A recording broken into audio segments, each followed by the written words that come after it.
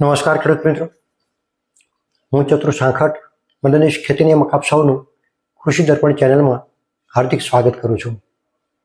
ખેડૂત મિત્રો, આજે આપણે ઉનાળુ તલ માટેની કૃષિ વૈજ્ઞાનિકશ્રીઓ દ્વારા ભલામણ થયેલી જે અદ્યતન જાતો છે, ગુજરાત તલ 6, ગુજરાત તલ 7 અને ગુજરાત તલ 8, આ જે નવી જાતો છે અને અત્યારે એમનો વાવેતર વિસ્તાર વધતો જાય છે, એમનું પરફોર્મન્સ ખૂબ સારું જોવા મળે છે.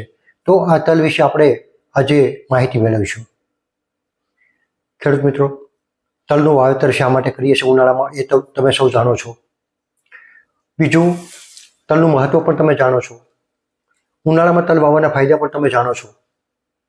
તેમજ આપણે ઉનાળુ તલનું વાવેતર ક્યારે કરવું જોઈએ એ વિષય ઉપર ઘણી વખત ખેડૂતોને પ્રશ્ન થાય છે. તો ખેડૂત મિત્રો, ઉનાળુ તલ હંમેશા જ્યારે ગરમી પડવાની શરૂઆત થાય, એટલે કે રાત્રિનું મિનિમમ જે તાપમાન છે એ 15 ડિગ્રીથી વધારે હોય, દિવસનું તાપમાન છે 25 થી 30 ડિગ્રી તાપમાન થઈ જાય, એવા સમયે જો આપણે તલનું વાવેતર કરીએ તો ઉગાવ ખૂબ સારો મળે છે અને છોડનો વિકાસ પણ સારો થાય છે.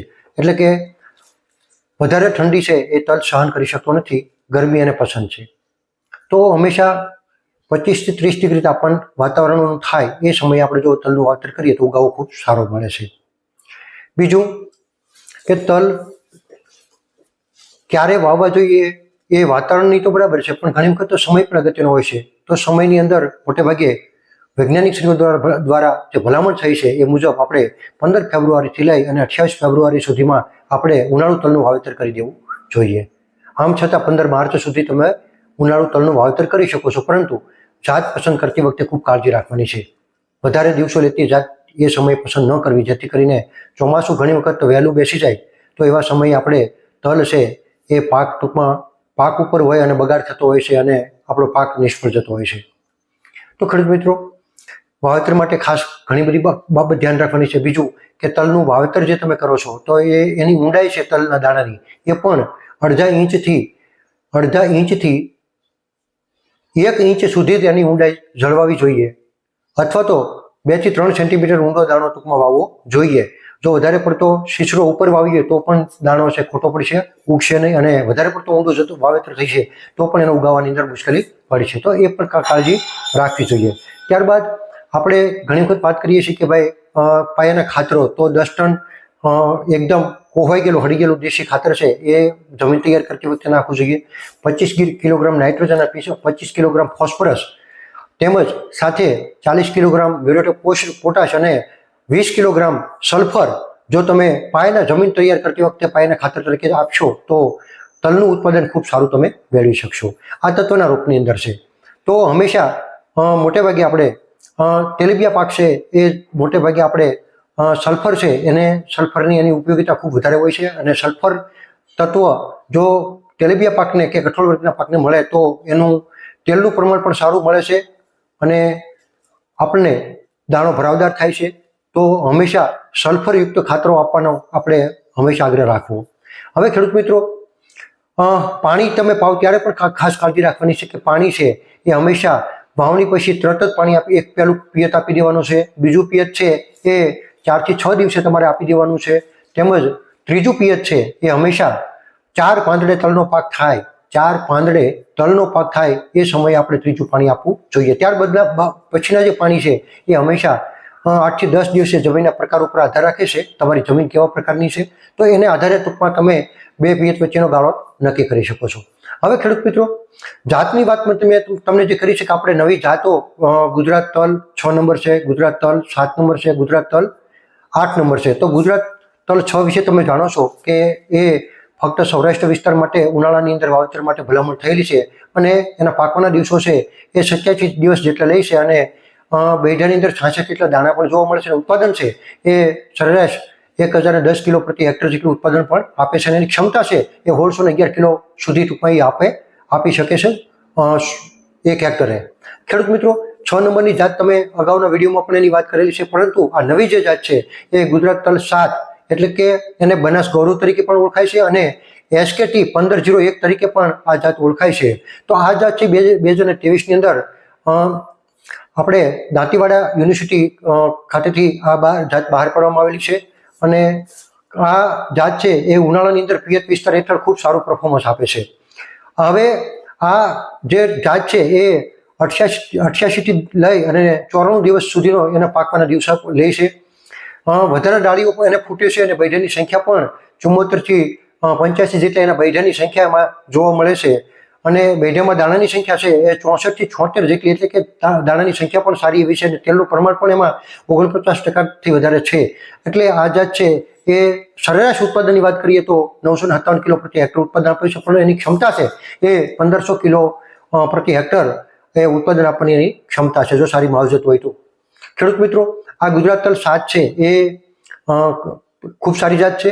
તેમજ જુનાગઢ ખાતેથી આપણે ગુજરાત તલ 8 જેને સોરઠ રત્ન તરીકે ઓળખાય છે એ જાત છે એ 2022ની અંદર જુનાગઢ ખાતેથી જુનાગઢ યુનિવર્સિટી દ્વારા બહાર પાડવામાં આવેલી છે અને આ જાત છે ગુજરાત તલ 8 એ આખા રાજ્ય માટે ઉનાળુ ઋતુ માટે ભલામણ થયેલી છે. આ જાતની અંદર સરેરાશ જાત છે એ સરેરાશ 84 દિવસ જેટલો પાકવા માટેનો સમય લે છે અને ઉત્પાદન પણ એનું ખૂબ સારું છે. 1318 કિલો પ્રતિ હેક્ટર ઉત્પાદન ખૂબ સારું આપે છે. તો ખેડૂત મિત્રો, આ ગુજરાત તલ 6 છે, ગુજરાત તલ 7 છે, ગુજરાત તલ 8 છે, આ નવી જાતો છે અને ઉત્પાદન પણ સારું આપે છે અને બીજું રોગ અને જીવાત સામે પ્રતિકારક શક્તિ ધરાવે છે. તો તમે આ જાતમાંથી જે જાતનું બિયારણ મળે છે એ જાત તમે પસંદ કરી શકો છો વાવેતર માટે, ઉનાળા માટે. તો ખેડૂત મિત્રો, આજે બિયારણ ક્યાંથી પસંદ કરવું, બિયારણ ખરીદતી વખતે કઈ કઈ બાબતની કાળજી રાખવી એ ખૂબ અગત્યનું છે. તો ખેડૂત મિત્રો, જ્યારે પણ તમે બિયારણ ખરીદી કરવા જાઓ ત્યારે તમારી જમીનનો પ્રકાર કેવો છે, પાણીની ગુણવત્તા કેવી છે, જમીન કેવા પ્રકારની છે, તમારી પાસે પોષક તત્વો એટલે કે ખાતરની ઉપલબ્ધતા કેવી છે, ઘણી બધી બાબતો છે એ ઉનાળુ તલના ઉત્પાદન સારું લેવા માટે એ બાબતો ધ્યાન રાખે છે. તો હંમેશા જાત પસંદ કરતી વખતે તમારી જમીન છે, પાણી છે, તમારી માવજત છે, પાણીની સુવિધા કેટલી વધારે સારી છે, ગુણવત્તા પણ જોવાની છે, જમીનનો pH છે, એમાં સેન્દ્રિય કાર્બન ખાતરના કેટલું છે. તો તમે એની ઘણી બધી બાબત છે એને આધારે તમે આ જાત પસંદ કરી શકો છો.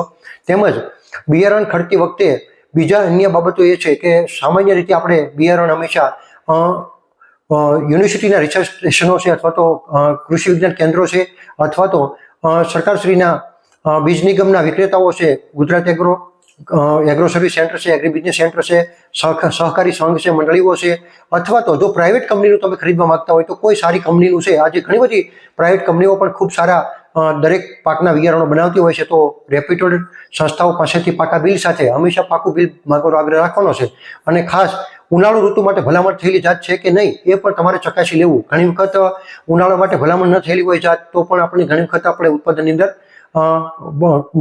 વધારે અથવા તો ઓછું અથવા તો નુકસાન ભોગવવાનો વારો આવતો હોય છે. તો આ બધી બાબતનું પણ તમે કાળજી લેજો. તેમજ ઘણી વખત સરકારશ્રી છે એ સહાયના દરે સરકારશ્રીની યોજનાઓમાં ઘણી વખત સબસિડીની અંદર સર્ટિફાઈડ બિયારણો, પ્રમાણિત બિયારણો છે એ વિતરણ કરવામાં આવતા હોય છે. તો તમારી તાલુકામાં, તમારા જિલ્લાની અંદર, તમારા ગામની અંદર તમારા ગ્રામસેવક મિત્રનો તમે ખેતીવાડી ગ્રામસેવક મિત્ર છે એનો તમે સંપર્ક કરી અને સરકારની સહાયની અંદર જો બિયારણ વિતરણ થતું હોય તો તમે એનો લાભ લઈ શકો છો. સરકાર સબસિડીની અંદર પણ આપે છે. National mission on edible oilseed oil અને ઓઇલસીડ જે યોજના ભારત સરકારની છે એની અંદર પણ આપણે આ તેલીબિયા પાકોના છે એ બિયારણો છે એ પ્રમુખ બિયારણો સહાય દરે વિતરણ કરવામાં આવતા હોય છે. તો ખેડૂત મિત્રો, તમે બિયારણ પસંદ કરતી વખતે ખૂબ કાળજી લેજો.